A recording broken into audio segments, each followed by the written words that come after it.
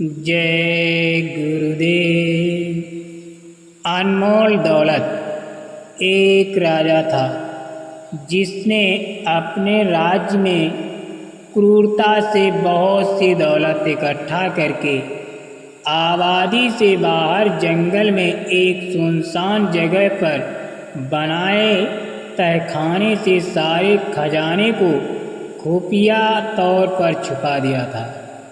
खजाने की सिर्फ 2 चाबियां थी, एक चाबी राजा के पास और एक उसके एक खास मंत्री के पास थी। इन दोनों के अलावा किसी को भी उस खुफिया खजाने का राज मालूम न था।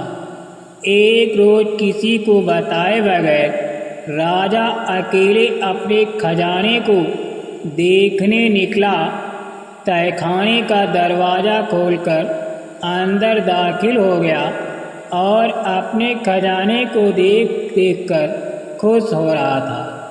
खजाने की चमक से सुकून पा रहा था।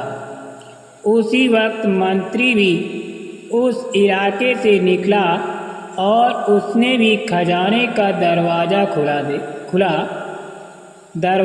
खुला।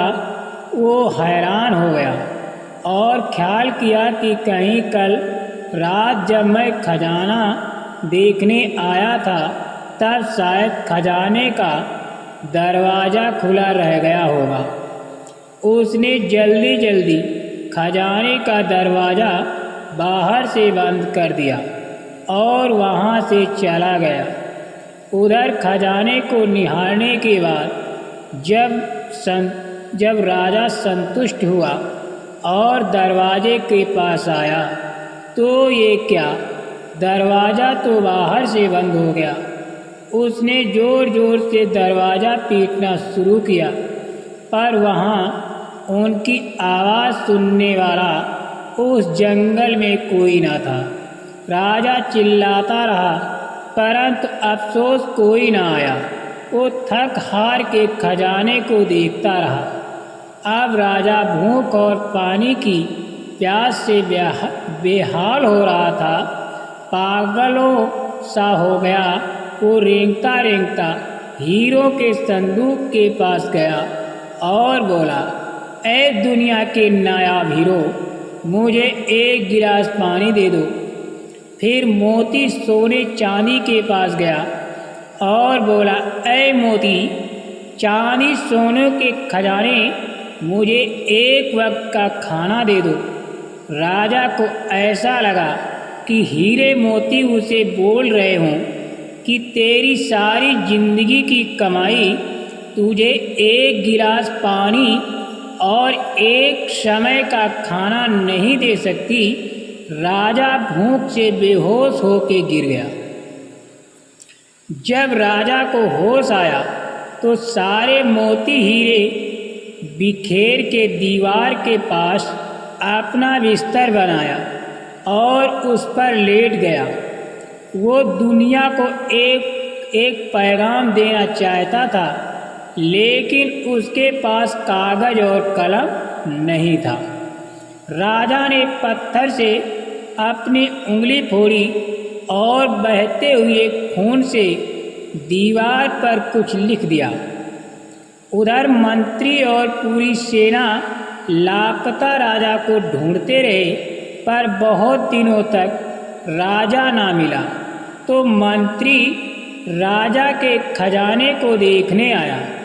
उसने देखा कि राजा हीरे जवाहरात के बिस्तर पर मरा पड़ा है और उसकी लाश को कीड़े मकोड़े खा रहे थे। राजा ने दीवार पर खून से लिखा हुआ था, ये सारी दौलत 1 घूंट पानी और 1 निवाला नहीं दे सकती। यही सच है। आखिरी समय आपके साथ आपके कर्मों की दौलत जाएगी। चाहे आप कितनी बेईमानी से हीरे पैसे सोने चांदी इकट्ठा कर लो, सब यहीं रह जाएगा। इसलिए जो जीवन आपको प्रभु ने उपहार रूप दिया है उसमें अच्छे कर्म और लोगों की भलाई के लिए जितना काम हो सके उतना कर लो, बिना किसी स्वार्थ के और अर्जित किए अच्छे कर्मों की अनमोल दौलत जो आपके सदैव काम आएगी, ऐसी कमाई कर लो। इसीलिए महापुरुष बताते हैं कि नाम धन की कमाई जो साथ जाती है, ये कमाई सरोपरि है। जय गुरुदेव।